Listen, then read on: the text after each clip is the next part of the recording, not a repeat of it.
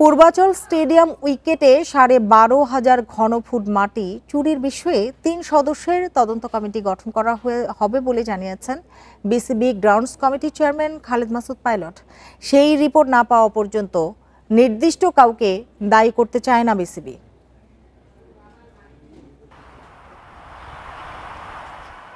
পূর্বাচলে stadium বরাদ্দকৃত উইকেটের মাটি উধাও।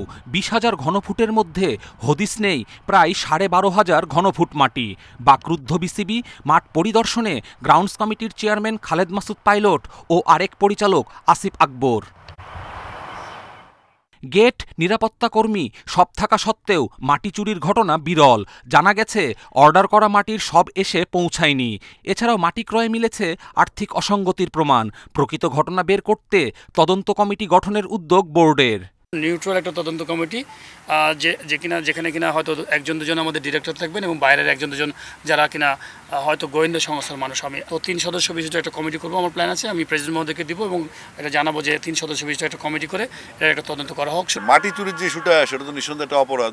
এটা বিসিবি টেক ওভার করেছে কবে, আর মাটিটা কবে ঢুকছে এবং কবে চুরি হয়েছে সেটাকে ফাইন্ড আউট করতে হবে। যদি 2 মাসের মধ্যে চুরি হয় তাহলে এটা আমাদের ব্যর্থতা, আর 2 মাস আগে চুরি করলে কারা চুরি করে সেটা আমরা ধরবো ডেফিনেটলি। পূর্বাচলে ফুটবল স্টেডিয়াম নির্মাণের কথা জানিয়েছে যুব ও ক্রীড়া মন্ত্রণালয়। তবে ক্রিকেট মাঠের জন্য বরাদ্দ প্রায় ৩৭.৫৯ একর জায়গায় কিনা তা এখনও জানা যায়নি। বিসিবির প্রতিটি বিভাগ দুর্নীতিমুক্ত হোক প্রত্যাশা পাইলটের। আমি এখন পর্যন্ত শুনি না, এটা নিয়ে আমি বলতে পারবো না। আমার কাছে এই ধরনের কোনো চিঠি আসে নাই। এই চেয়ারগুলোকে মিসইউজ করে দেখা গেলো যে ঘাড়ের উপরে বন্দুক রেখে অনেক সময় মিসইউজ করেছে, বিভিন্ন ডিপার্টমেন্টকে কুলুষিত করেছে। তো এই কুলুষিত ডিপার্টমেন্টগুলোকে আমার কাছে উদ্ধার করতে হবে। পূর্বাচলে স্টেডিয়াম ও স্পোর্টস কমপ্লেক্স নির্মাণে সিঙ্গাপুরের পরামর্শক প্রতিষ্ঠান পপুলাসকে প্রায় ৩৭ কোটি টাকা দিয়েছে আগের বোর্ড, যা পুরোপুরি জলে গেছে। এখন আর পেছনে তাকাতে চায় না বোর্ড। আপাতত 3টি খেলার উপযোগী মাঠ করার উদ্যোগ। পূর্বাচলে যে কটা মাঠের ব্যবস্থা করা যায়, এখানে 2টা প্লাস আরেকটা 3টা মাঠে আমরা খেলা ব্যবস্থা শুরু করবো। আমরা গ্রাউন্ডস ডিপার্টমেন্টকে সুন্দরভাবে মিটিং করেছি, পরিকল্পনা দিয়েছি যে আমরা 3 থেকে 4 মাসের মধ্যে এই মাঠগুলোকে রেডি করতে চাই।